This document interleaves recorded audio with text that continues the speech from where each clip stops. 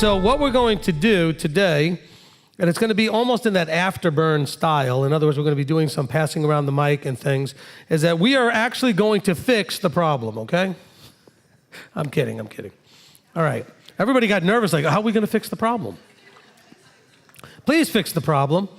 Okay, so what we're going to do is we're going to have essentially a brainstorming session discussion, and I want us to first be really clear so that we can see it ourselves. And see, I think sometimes, and I think you've experienced this probably in your own life, there's a big difference in the effect when you go through a process and come to a conclusion on your own that may be the same as something somebody was trying to teach you or tell you, but somehow it just never kind of sat with you or took.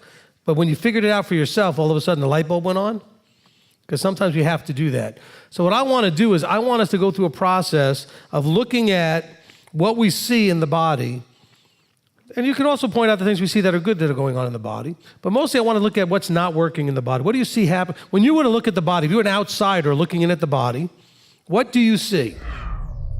So when you say people are doing what is right in their own eyes, I want to ask you, why do you think that is? Why do you think they're doing that? Why is that happening?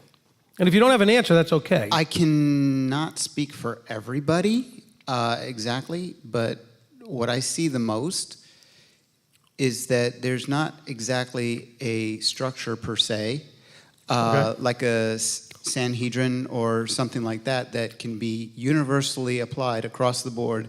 This is the standard that we're following.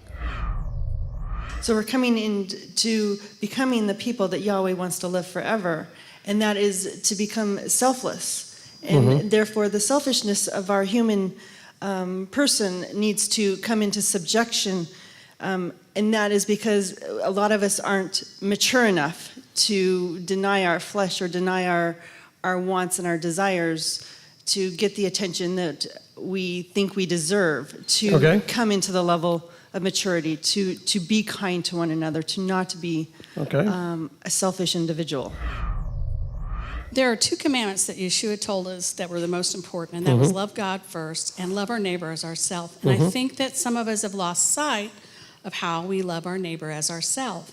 We're raised in a society of me first, everything we want on a silver platter, and we forget how to give. And I think that, so I think really what I'm trying to say is that we need to learn how to love our neighbor as ourselves. I'd like to say something positive. We're not dealing with positive stuff now. Oh, well, okay, then forget it. No, go ahead, Rabbi Don. Say something positive. It is positive, and you can also take it as an admonition to continue in something. But what Joanna and I saw when we first came here to Beth Shalom, just a little bit more than 3 years ago, I saw diversity and unity.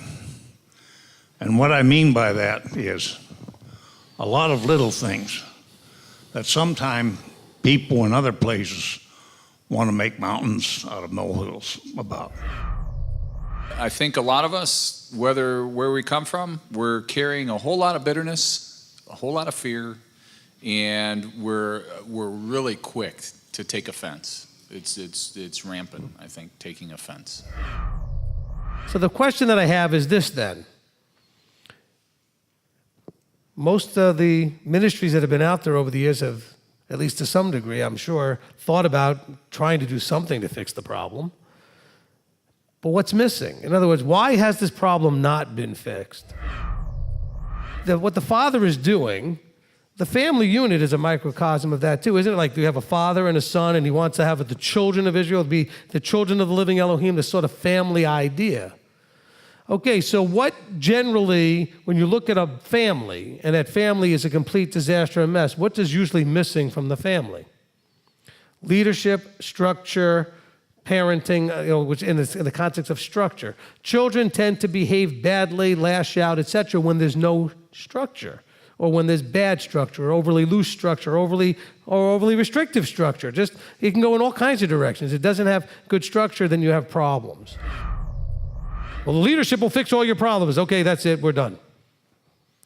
Because leadership is some of the problem, so I don't want to minimize that. We've got distrust of leadership, we've got abusive leadership, we've got transparency issues, we've got unqualified leaders, unqualified team. We got a mess. And Abba's allowed that mess, and that's why we've not been able to unify in the dispersion because of that mess. You cannot correct somebody you don't have a relationship with. Why would that person listen to a thing you had to say?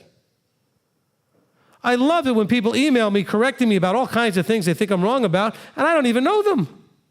Now, they think I know them because they watch all of my videos. That means they know me. I don't know them. Just because you watch me on the screen doesn't mean I know you. So why would I take anything if I don't know you?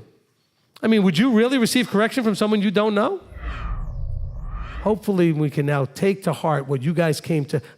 Hopefully you came to that same conclusion this is what I've been trying to tell you for 6 other parts of this teaching.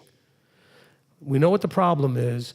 The only solution really is getting in line with the Father and the Son. You all hit that earlier. That's not an issue. But he wants us to do that through human people, through leadership that guides us in that process. That's always been the case. I mean, always. All the way back to Adam. I mean, always. Adam was supposed to train the next people all the way through.